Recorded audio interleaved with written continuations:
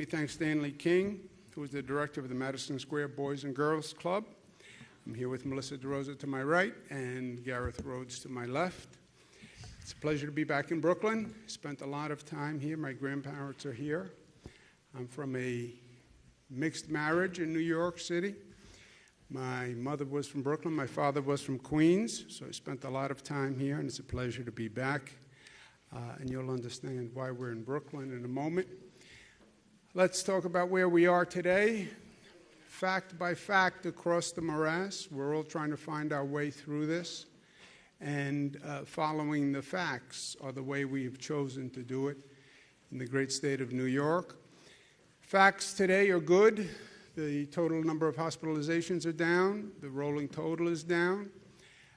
The change in intubations, people who are put on ventilators, is down, so that's very good news. And the number of new COVID cases per day is also down, 163, which is the lowest that has been. So that is all very, very good news from our point of view.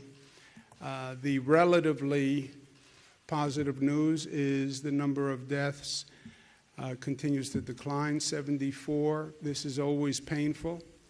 And we're going to be watching this number to see how far down it actually goes.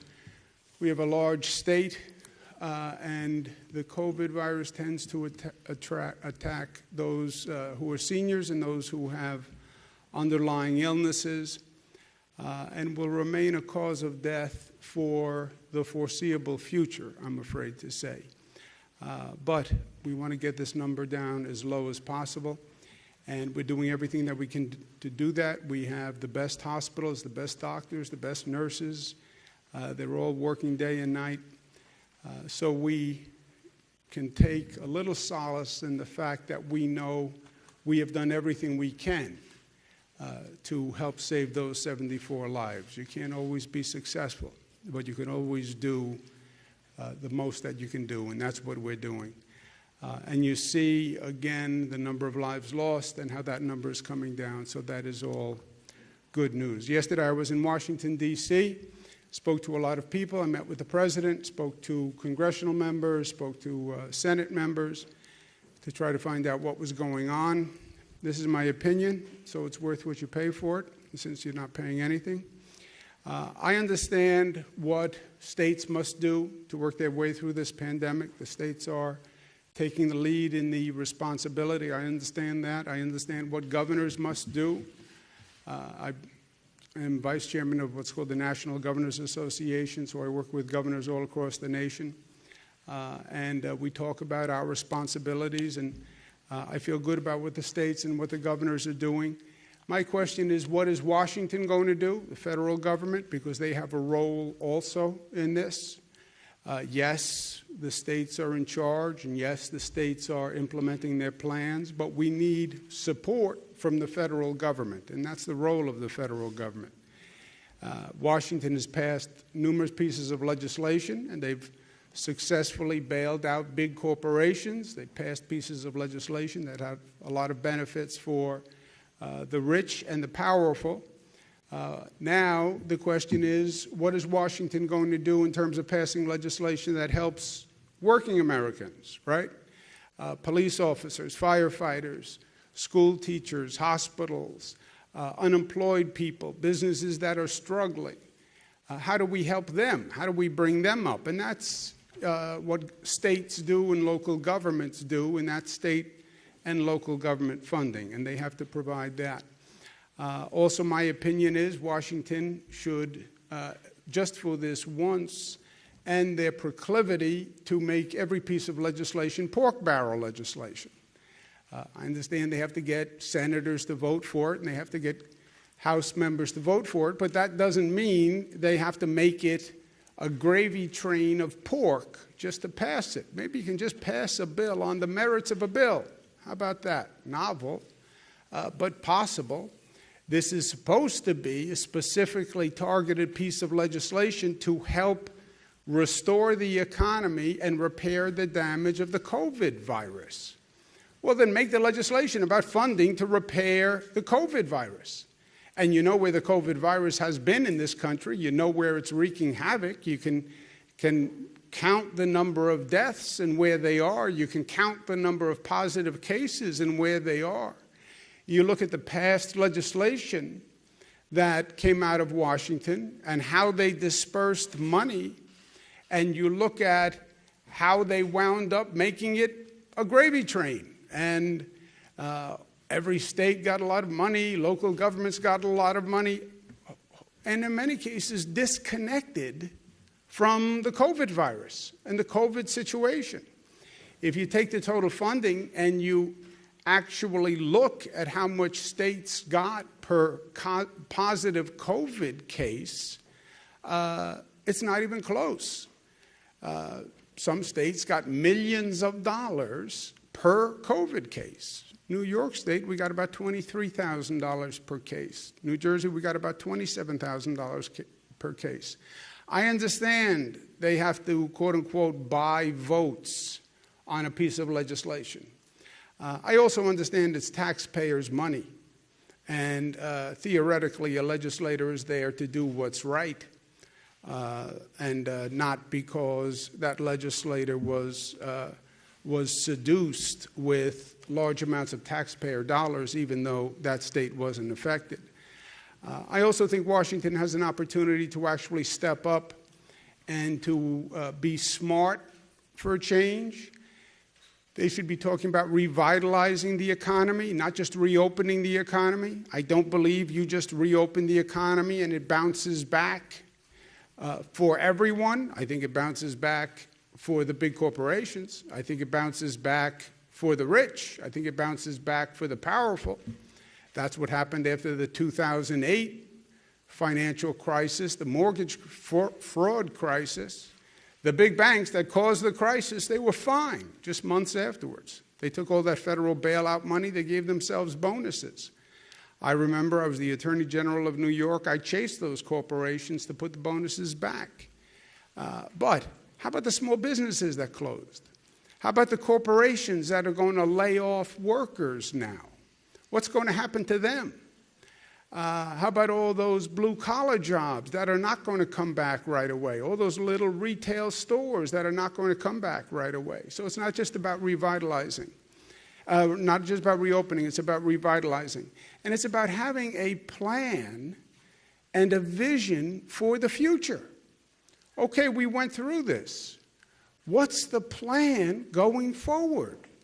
We went through the Depression, but there was a plan afterwards. We went through World War II, but there was a plan to restore the economy.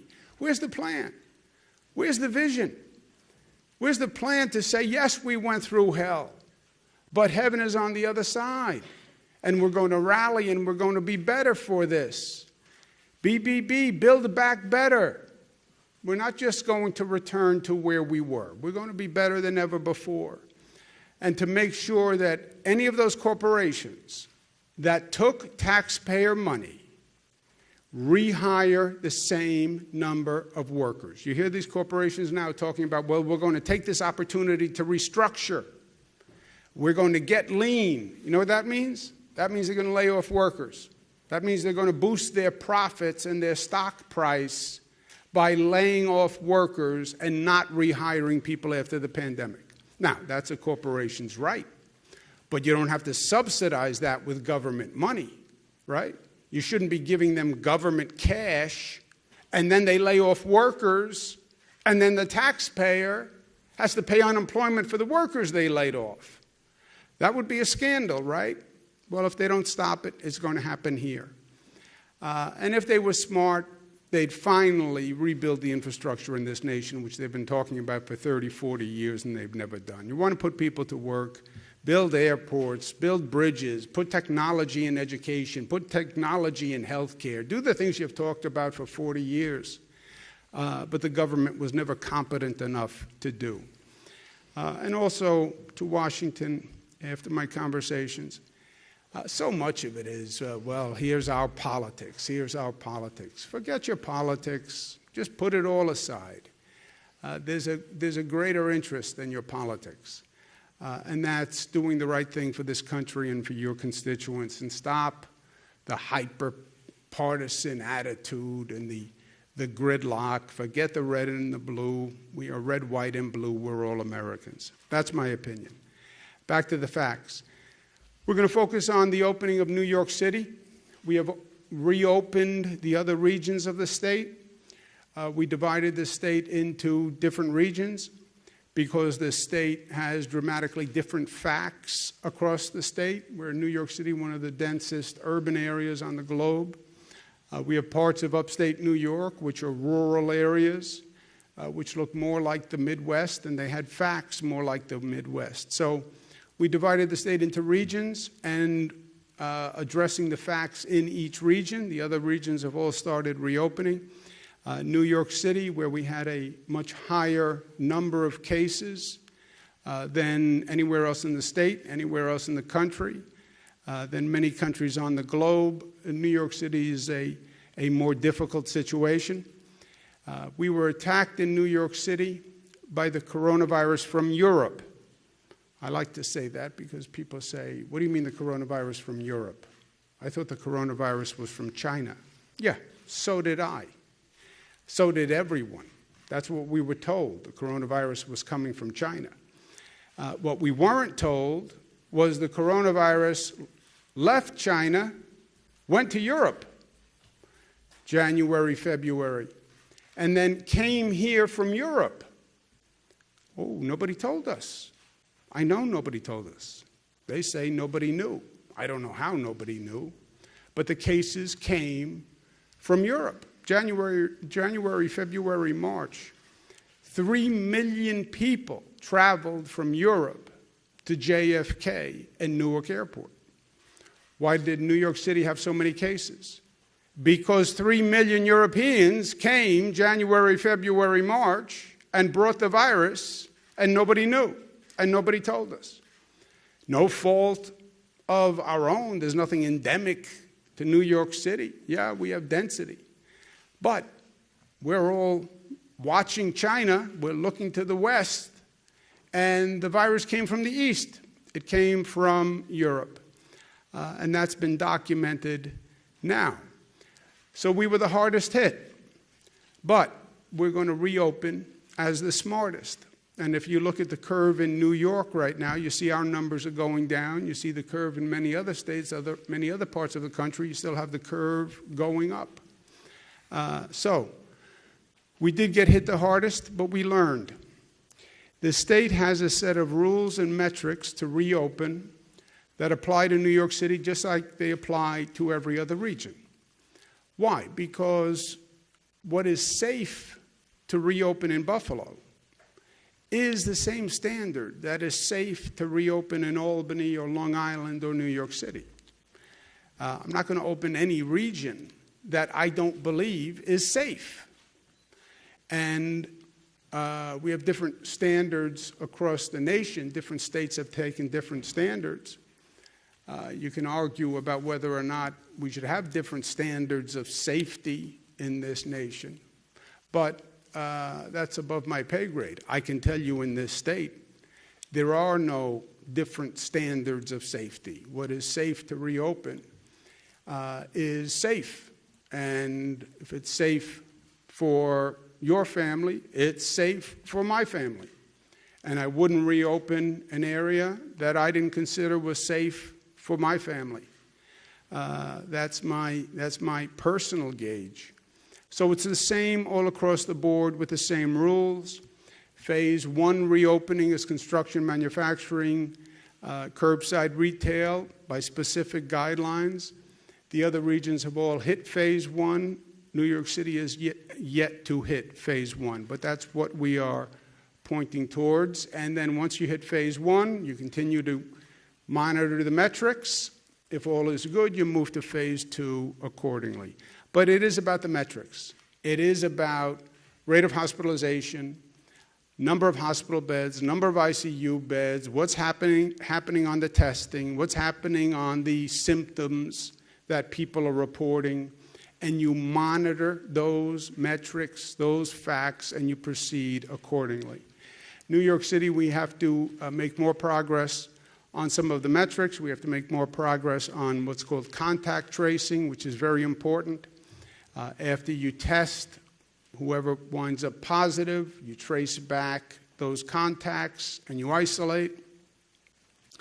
New York City, you also have the added situation of public transportation. For New York City to reopen, you have working New Yorkers who commute on mass transit. And we have to be able to have a mass transit system that is safe, that is clean, and is not overcrowded. And the MTA has really taken the bull by the horns on this one. We never heard of disinfecting a train. We heard of cleaning trains, and then we could debate whether or not the trains were that clean.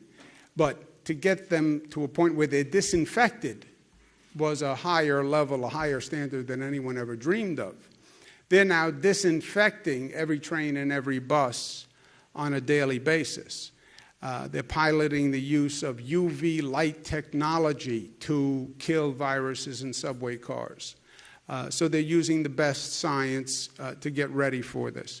In the meantime, we want to focus on New York City hotspots. Because if you look at New York City, there are very different stories within the city. And we now do enough testing. We do tens of thousands of tests per day. We are doing more testing in New York State than any state in the country. We're doing more testing in New York State per capita than any country on the globe, okay? So we're the testing capital.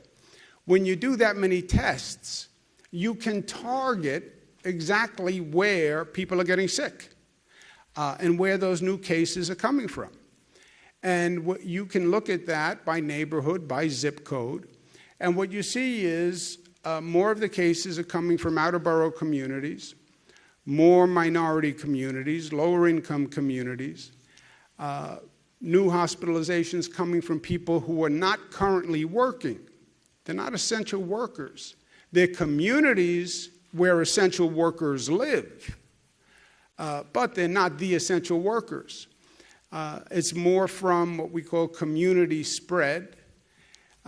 It's in communities that have an underlying healthcare disparity, which is a problem across this country.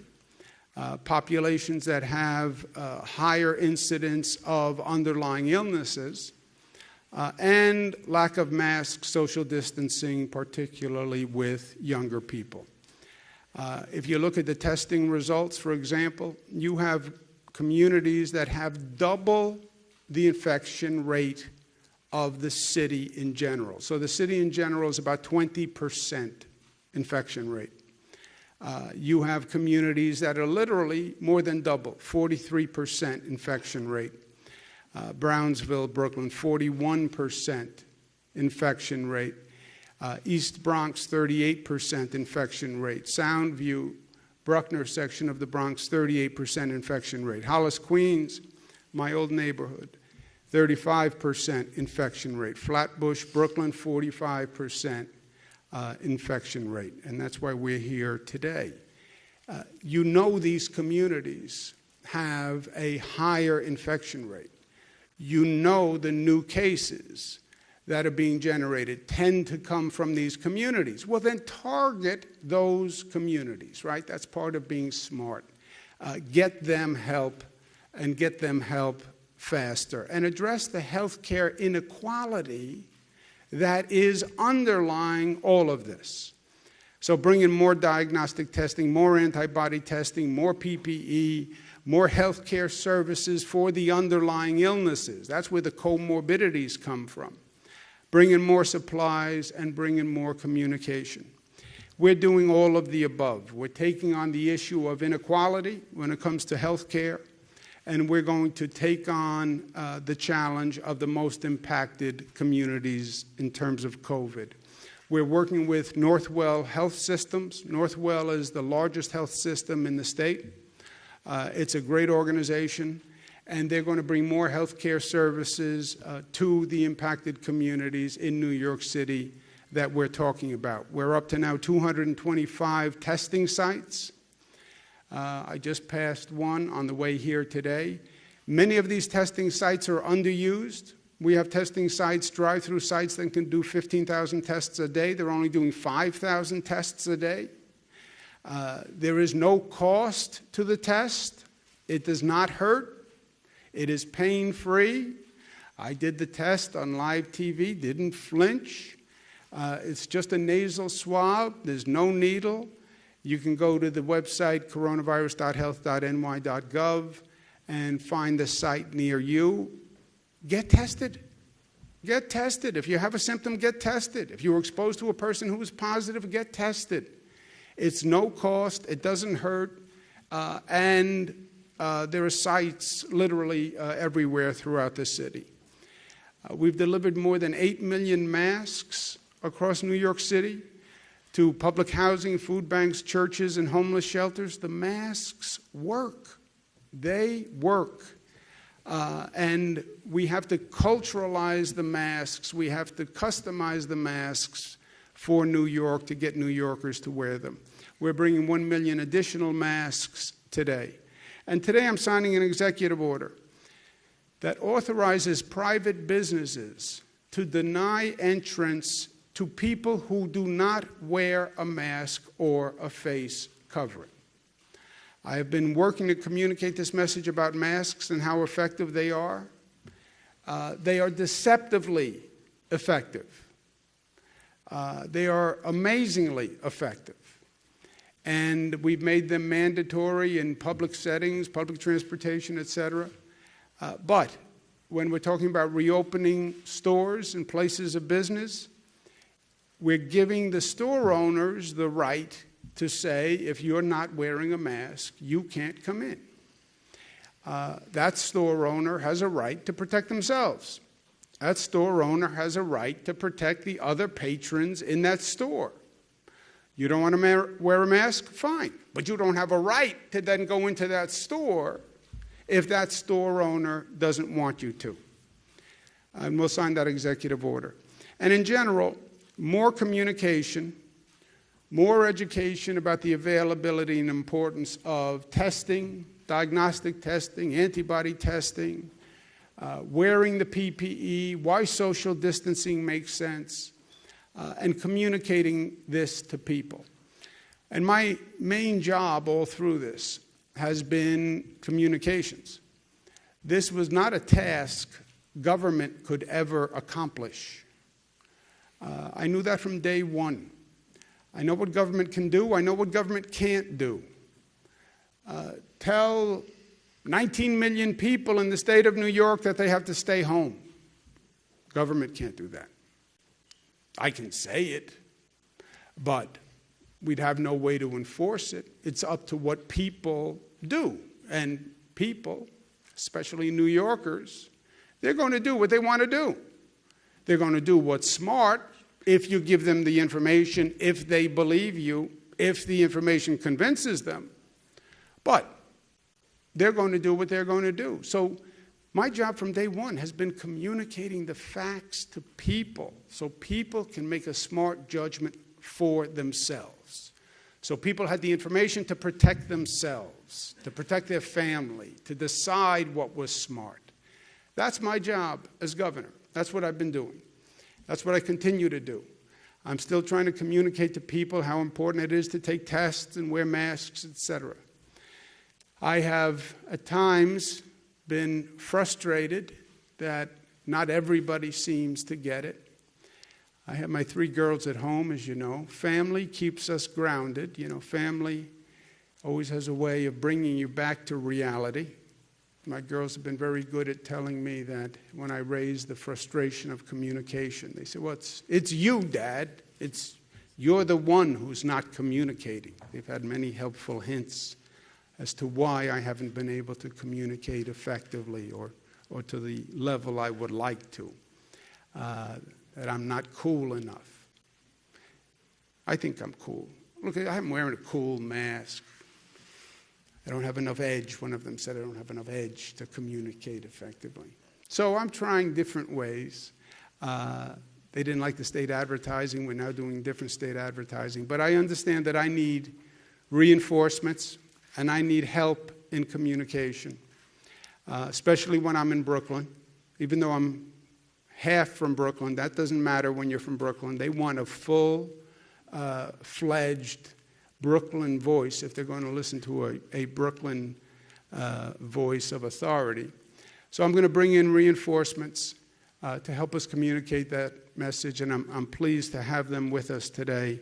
And I want to thank very much two great New Yorkers, two great performers, Chris Rock and Rosie Perez, who are going to join us, and I want to thank them very much. They're going to help communicate this. They're going to do advertisements for the state, and they're going to help communicate this message that it's important for an individual's health, for a family's health, and it's important for all our health. We're one family in New York, one family in Brooklyn, one family in Queens, one family in New York City, and do it for the good of the family. Rosie, it's great to be with you again. Chris, I'm so glad that you're here. I can't thank you guys enough, and we'd love to hear from you, whichever one wants to start. Ladies? Oh, thank you, Chris. He's such a gentleman. What a gentleman. It's an honor, and it's really good to be here with my friend, my fellow Brooklynite, Chris Rock, and of course, our fantastic Governor Cuomo, who has been such an amazing leader during this crisis. You know, and I'm proud to be partnering with the governor to make sure that my hometown, my borough, my beloved borough, Brooklyn, and all of New York, most impacted communities have their resources. They need to stop the spread of this virus and to help spread the word about what we all have to do to beat this virus. In Brooklyn, there's a saying, spread love the Brooklyn way. And I want to extend that to not just the outer boroughs, to the tri-state area, but to all of America and to all the world. Spreading love the Brooklyn way means respecting your neighbors, respecting your communities. And the way you can do that is by getting tested, wearing a mask. That says, I love you and you love me. I respect you and you respect me back. I don't care who you voted for. I don't care who you're going to vote for. All I care is that we get out of this pandemic as quickly as possible and as safely as possible. Over 100,000 deaths is just incredibly heartbreaking. And we can lower these numbers. We're already doing it. And I wish the media would show how effective the governor has been in spreading this message of wearing a mask and keeping social distancing. And for those who are not adhering to the guidelines, just know that you're not just disrespecting yourself, you're disrespecting your loved ones, your communities, your neighbors, everyone. So please spread love the Brooklyn way. Get tested, wear a mask, and let's help fight this virus. We could do it. We could do it. We will rise up. We will stand up. Brooklyn, stand up. New York, stand up. America, please stand up and be safe. Thank you so much. And I just want to say that our governor is a rock star, and he makes me proud to be from New York. Thank you very much. You guys are the rock stars. I'm just a fan. Thank you so much. Rosie, thank you so much. Chris? Thank you. Yes, thank you. I watch you every single day, and you bring me calm. You know, you bring me joy. Didn't Anita Baker sing that? You bring me joy every single day, because I don't know what's going on. I thought I lived in the United States. I thought I lived in a country, and now I realize we have 50 countries, essentially. Right now we're in the country of New York. I want to say I got the test today. I just got tested to come out here. I got a 65, so just passed. Just passed. I'm actually, we haven't been able to perform or do any shows or anything. I'm looking at this microphone right here. I'm like, wow. Can I just say hi, microphone? I really missed you. I know it's been hard, but we're going to get back together at some point, and it's going to be even better than the last time, microphone. I will never take you for granted. People need to get tested, and people need to to make it a festive occasion. They need to posse up and get tested. Like all the crew is getting tested, and the family should get tested. And, you know, if you love your grandmother, if you love your elderly mother, your elderly anybody, you should get tested. And it's not just, you know, it's wherever there are poor people, really. It's wherever people are congested. So, yes, it's in East New York. Yes, it's in Brownsville. But, you know, it's also in Garrison Beach. It's also in Marine Park. It's also, you know, so everybody that can get tested should get tested as soon as possible. And I'm just so, you know, Governor called me up, and I'm here to do whatever is required. And, you know, I hope to God that when this is over, you're still a part of the government. I hope this isn't the last. It's like, oh, it's over. No, I hope this keeps going on. I hope so, too. Yeah. That would be bad. That would be bad. Oh, excuse me, Governor. I would also would like to say that to mi gente, oye, wear a mask, please. The numbers in our communities are staggering. This is not a joke. This is not a hoax. This is real. This is real deal Holyfield. So please, mi gente, love each other and love yourselves. Get tested, wear a mask. Get tested, wear a mask. It's like when the doctor prescribes antibiotics. He says, take the whole prescription, and if you stop, whatever you came in there for is going to come back worse. So social distancing is what was the prescription. And we need to take the whole dose, or else it's going to get worse. So true. So well said. And look, it is a new thing, right? This wear a mask thing. It's just a couple of months when you think about it. Nobody heard about it before that. You'd watch TV once in a while, you'd see people in China wearing masks, but nobody did it here, right? So it is introducing a whole new concept to people. And it's not only making it okay, it's making it not okay to not wear a mask. Not wearing a mask is not okay. And that has to be the culture, and that has to be the attitude. It's not okay if you don't wear a mask. It's not okay for you to jeopardize my health. I don't think it's right for you to jeopardize your health, but that's your health. And by the way, you jeopardize your health, you also jeopardize the health of your family when you go home and whoever else you're interacting with, but you don't have a right to jeopardize my health.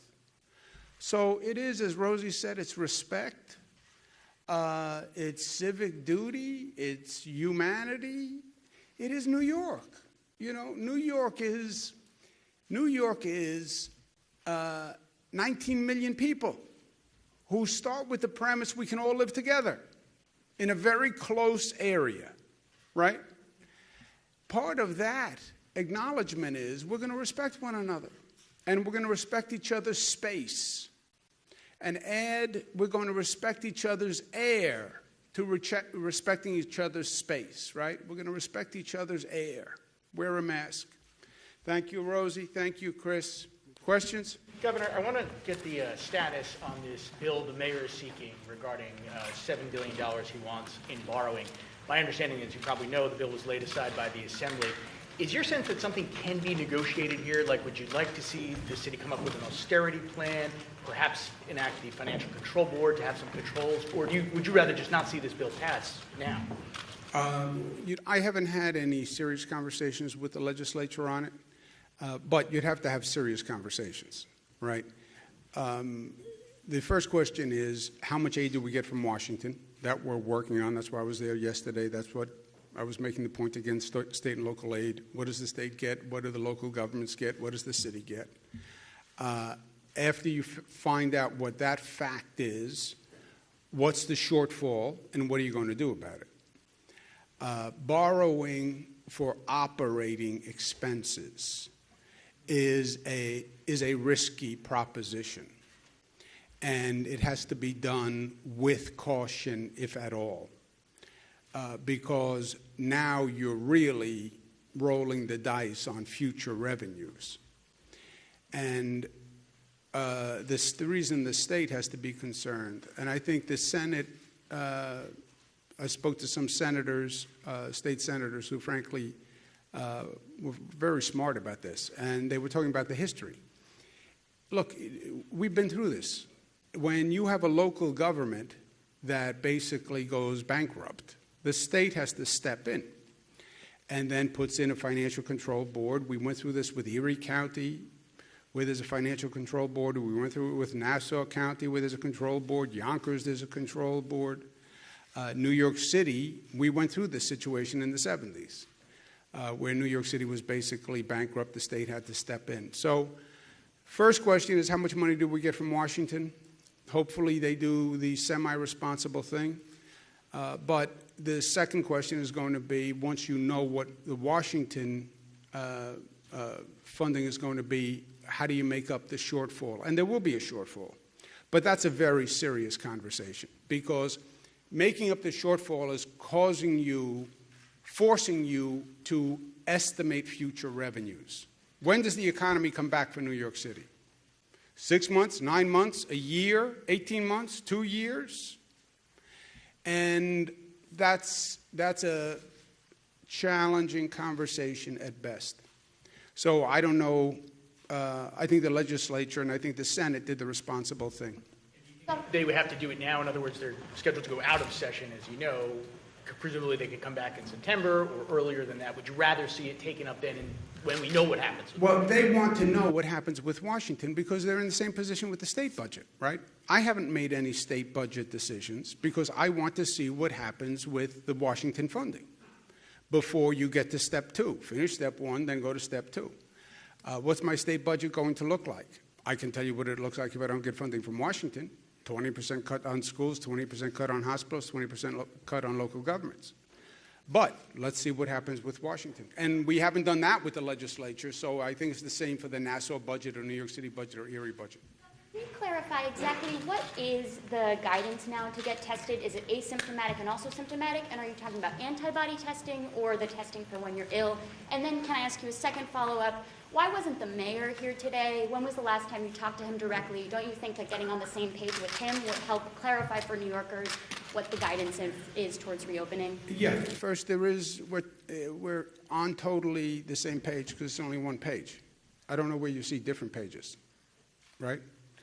There's state guidelines, period.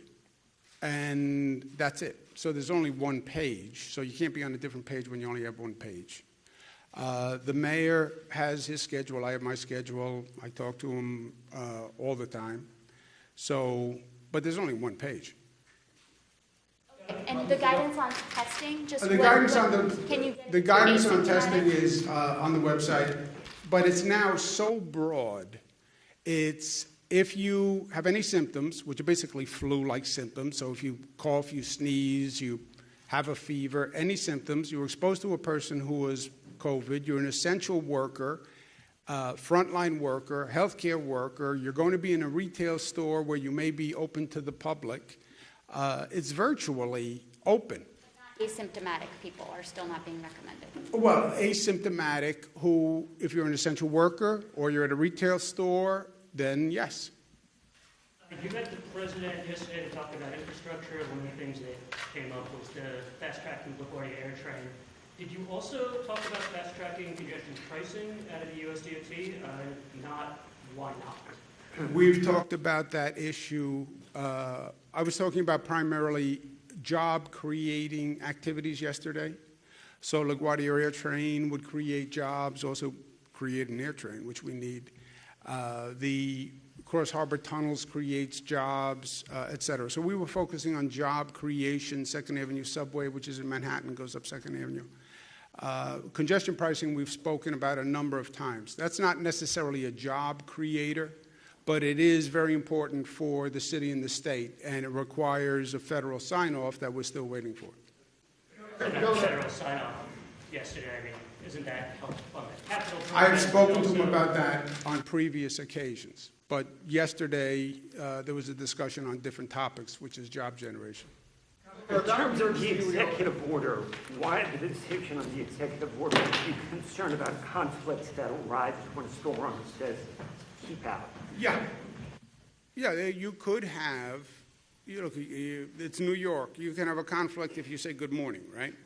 So, but you have a private store owner. It's a private store. He's the store owner. He, by executive order, has the right to say if you're not wearing a mask, you can't come in. You don't have a right to expose the store owner to a virus. You don't have that constitutional right. You don't have a right to expose the other patrons in the store to the virus. You don't have a right to walk into a store and cause all the other patrons to run out because you're wearing a mask, not wearing a mask. You don't have that right. So, could somebody complain to the store owner, I think I should have the right to come in even though I don't have a mask? Somebody can say that. That person would be wrong, but they could say it.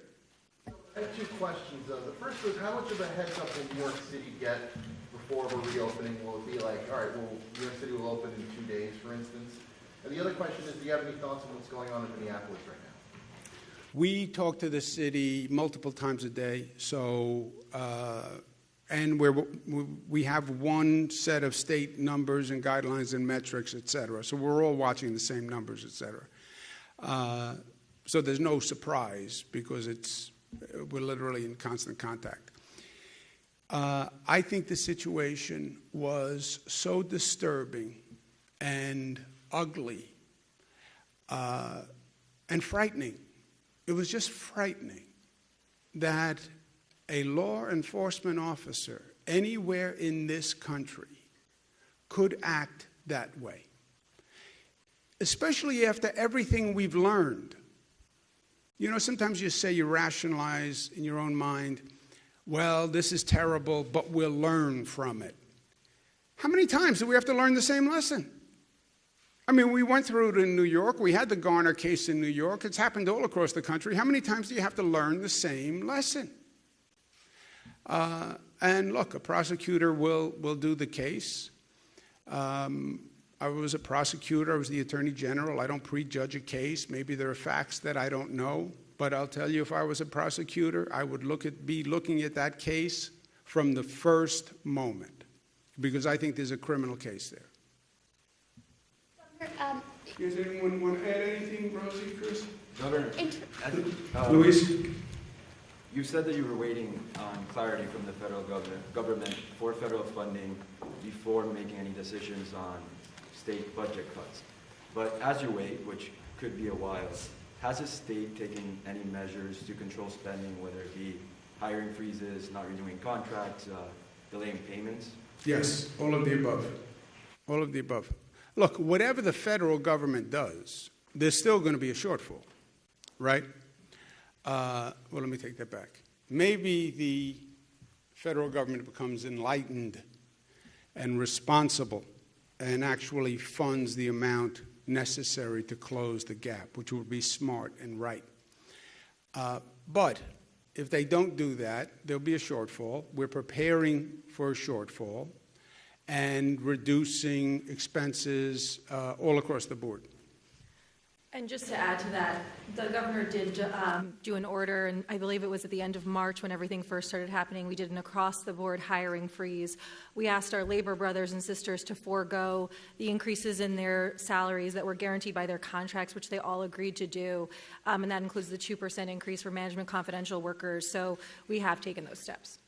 Does that include layoffs? And a second question, because that's just a follow-up to his. Have you been following the city's plans to reopen, like restaurants putting tables outside, the stock exchange telling employees not to take mass transit? So what are your thoughts on those plans, and do you think that those are going in the right direction? Yeah, let me just a follow-up question, still a question. So it was still two, but that's okay. Thanks. I like that, though. That's why it's New York City. It was a follow-up, doesn't count as a question. We haven't done any layoffs. We hope not to do any layoffs. And again, we have to see what Washington does, because everything will be a factor of that. In terms of opening guidelines for businesses, they are set You can find them on the website. They apply to every business across the state. It's one set of rules. There are no different rules for New York City than there are for Buffalo, than there are for Albany. I want to be able to say to every New Yorker, I believe it is safe to reopen. I believe it's safe for my kids. I believe it's safe for your kids. And we don't change what is safe from one place to another. So there are no different rules for New York City.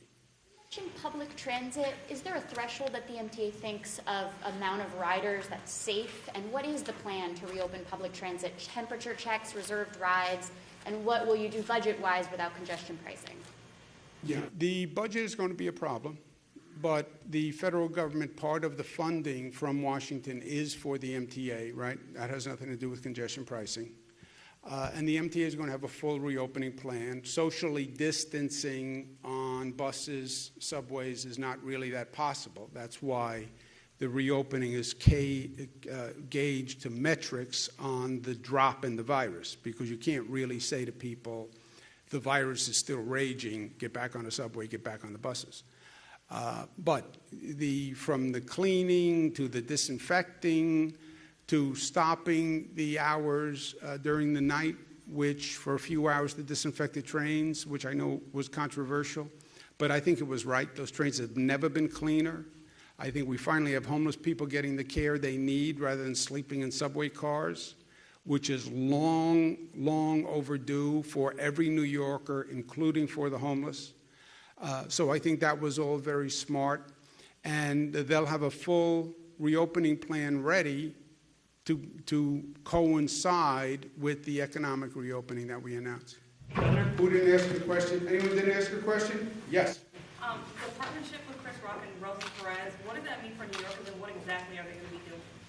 They're going to use their voice, their skill, their talent to communicate better than I have. And they're going to be doing an ad that we're going to run from New York State to communicate to New Yorkers just what they said to you today, how important it is to do the testing and wear the PPE, and how it's part of our social responsibility, and it's also smart for individuals.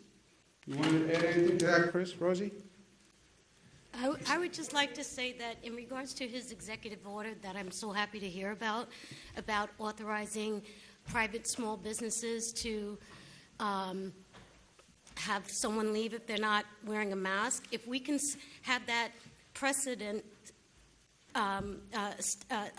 made, it's going to lessen also the anxiety of going into a store. It's going to lessen, hopefully, the fights that are breaking out in stores when someone sees someone without a mask.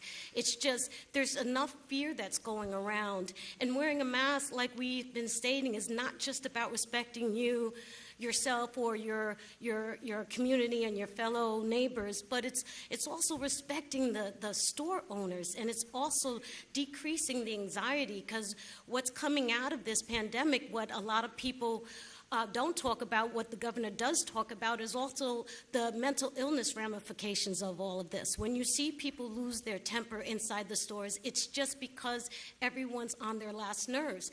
Getting tested, wearing a mask, practicing social distancing, washing your hands will decrease all of those anxieties.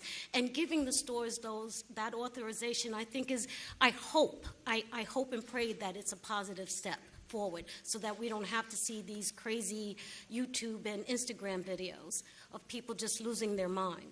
Yeah, if I can add, Rosie's exactly right, and I share that thinking 100%. I think this will reduce conflicts. Look, it's the one thing you don't wear a mask and you're walking down the sidewalk. That's one situation. You don't wear a mask and you walk into a small retail store, and now you're exposing people to you without a mask, and they're surprised by this, and they're in a smaller confined space. That is a conflict waiting to erupt, right? So you don't want to wear a mask, stay on the sidewalk, don't socially stay within, try to stay within the social distancing guidelines, but if you go in a store and you know you're going to expose the other people, you have to wear a mask. And you're right. That's where you'll see real conflicts. For Rosie and Chris, what do you see in your neighborhoods in terms of mask wearing? Well, in Brooklyn, I'm seeing probably 40% people wearing masks. You know, just it's the kids really aren't wearing a mask, and you know, it's sad. It's sad that it's become that our health has become, you know, a sort of political issue. You know, it's almost it's a status symbol almost to not wear a mask. Accomplish through this partnership? I'm just hoping to help. You know, I have complete trust in the governor, and you know, we're soldiers for New York. This is it's 100,000 dead Americans, and I will go wherever I'm called. People speak out in the neighborhood, self-policing within the community, people giving others a hard time if they're not wearing masks. You see that a little bit. But most people, New York, try to mind their business. Yeah. Have you spoken out to other people in the neighborhood? No, I haven't. I give a nice side eye. I give out. I try to bring some levity into the equation, and I say, hey, do the right thing. Put your mask on. Come on, people. But, I also see what really boggles my mind.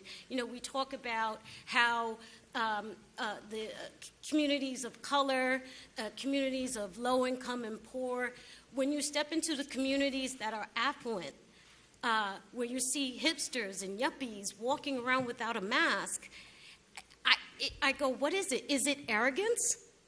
Is it an arrogant, defiant act that you're doing? Do you think that you are not going to be affected? Okay, fine, that's your thing, but you're affecting me too. And that I really do not understand, and people are not talking about that. We're encouraging Latinos and African Americans to wear a mask, that come from, low-income communities. Well, you know what? Everyone needs to get on board. Everyone, put your arrogance aside, put your ego aside, and come together. The governor said it's about humanity. So if anything that I could do, be a cheerleader, let Chris tell a few jokes to get people put a mask on, we will do whatever we can to be part of this campaign. Yeah, also just to reinforce Rosie's point, this is predominantly an issue with younger people. I think part of it is the way this was communicated initially. It was initially communicated, don't worry if you're a young person, this is only about old people and young people won't get it. That turned out not to be 100% true, but I think that was the first message that went out there. I remember there was a video that went all over the place about a young guy who was in Florida partying, and he's on the video and he says, yes, coronavirus, young guys don't get it, only old people get it. I'm not going to let it stop me from partying. I'm going to go when they were partying down on the Florida beach. And now he's dead. You can't find that video anymore. But I think that's the way it came out. And so part of this is correcting that. And it's not just one community or another. I think it's young people all across the board, And plus they're young, they're superheroes. They're Superman, Superwoman, nothing can affect them. And even, which is not true, but even if it were true, you can kill your mother, your father, or your grandparents, or whoever you happen to come across. Let's take one more, because they have to get to work. Right now, New York City has the same amount of deaths. Just excuse me one second. Anyone didn't ask a question? Okay, go New ahead. York City has a mix of confirmed and probable deaths, which is now about the same as the amount that New York State is reporting in total. The city managed to come up with a tally of confirmed and probable deaths. Does New York State have any plan to do the same so that New Yorkers can understand really overall what an impact this has had on our state? Yeah, just so we're clear, some states, different places do it differently all across the country, but they're two different numbers, right? Confirmed death is confirmed death, and then there's another calculus which is probable, but we're not sure. And we'll tell you when we find out. That's probable. So they're two different numbers. Do you know, Melissa, on our count, which one do we provide? The city provides the probable and the confirmed, and the nursing homes are reported the probable and the confirmed. And to provide the probable death number.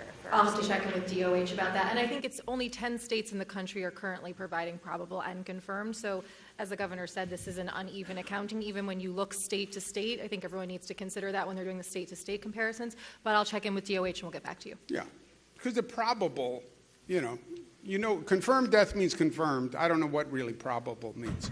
Okay, thank you all very much. Chris, thank you. Rosie, thank you. Thank you. Now he's dead.